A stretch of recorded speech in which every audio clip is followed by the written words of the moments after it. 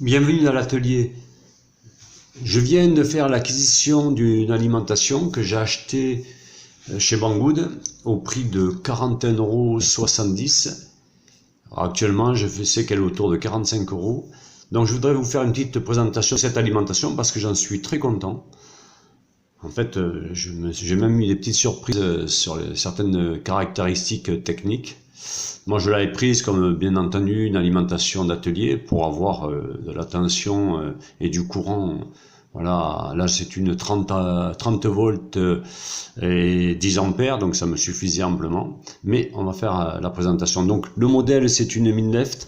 C'est la NPS 3010W, 3010 pour 30 volts et 10 ampères.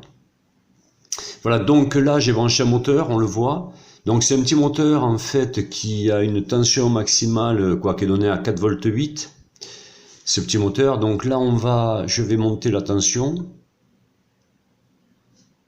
Ah, le moteur ne veut pas rester, c'est des caprices.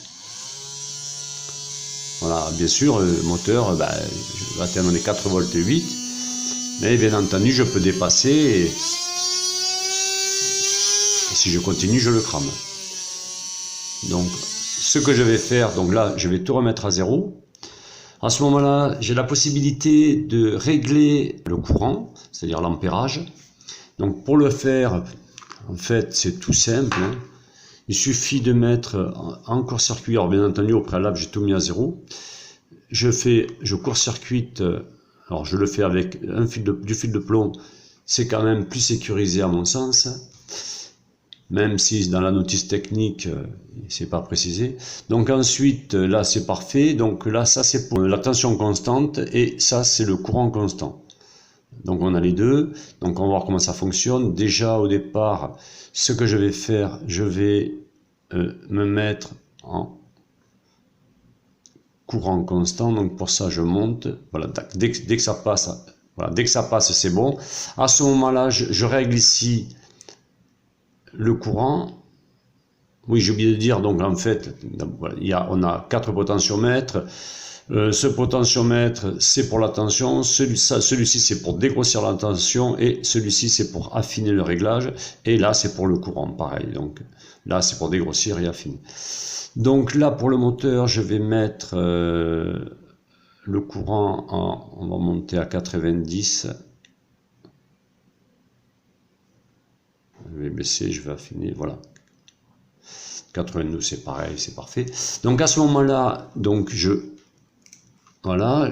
sors ça, donc lui il le mémorise. Donc je rebranche mon moteur, je baisse la tension à 0 pour l'instant, voilà, pour pas qu'il me démarre dans les pattes. Voilà, donc maintenant je vais monter la tension. Donc le moteur se met en marche. Dès que je vais arriver à 92, là, je peux monter la tension, je ne dépasserai pas. Alors bien sûr, là, j'ai mis 92, mais je pense qu'il aurait fallu mettre 85. Donc là, je suis à 5 volts 4 maximum. Voilà. Et on voit bien, en fait, ici, le croisement entre la tension constante et la tension continue, et le courant continu, le courant constant, pardon. Donc là, je suis en tension constante et là en courant constant. Donc on voit en fait ce qu'on appelle le croisement. Voilà. À partir d'ici, donc la tension ne bouge plus. Voilà. Et là, je peux monter, c'est terminé. Donc le courant ne bouge plus. Voilà.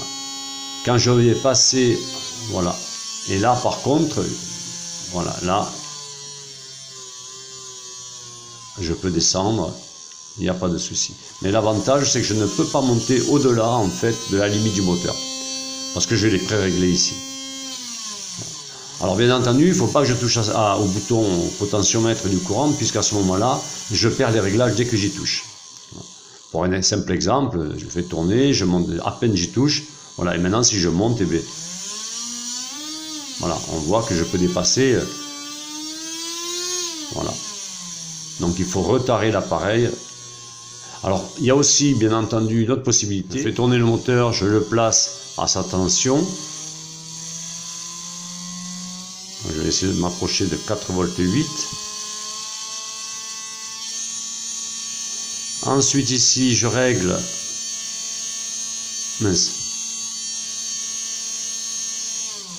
je vais régler en fait à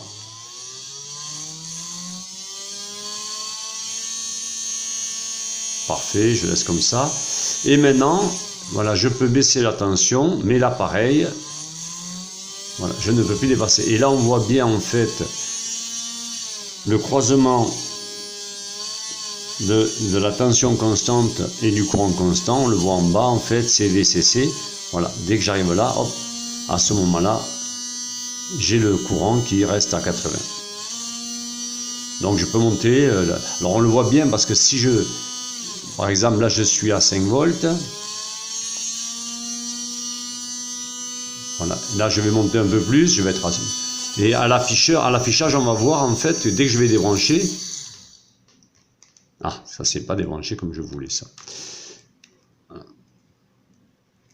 Là on peut voir je suis à 12 volts en fait. Donc si je remets la fiche moins sur le plot,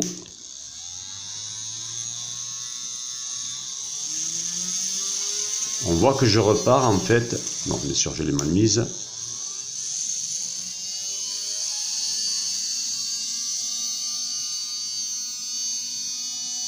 et je reste en fait à 0,80. Voilà. Alors que là pour la tension je suis à 19 volts, donc je vais baisser, quelle que soit la tension il va se remettre en fait, voilà.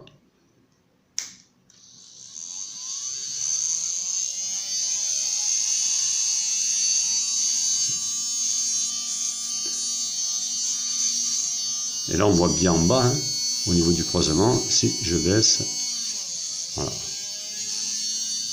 On voit, je suis à 80, dès que j'arrive à 80, bien sûr, voilà, je passe en courant constant. Donc voilà, une alimentation qui est très compacte, qui a de bonnes caractéristiques techniques, qui n'est pas chère du tout, par rapport à ce qu'elle fait, bien entendu. Et pour l'instant, j'en suis très satisfait. J'ai commencé à travailler avec, j'ai fait des petits trucs. Et vraiment, ce n'est que du bonheur. C'est ce genre de matériel, je pense qu'il faut se mettre dans un atelier. Surtout quand on fait des petits montages électroniques, c'est très utile. Voilà, ça permet d'avoir sous la main les tensions désirées et surtout de pouvoir faire ce système en fait de courant constant. Et ça, je trouve ça génial parce qu'en fait, on limite.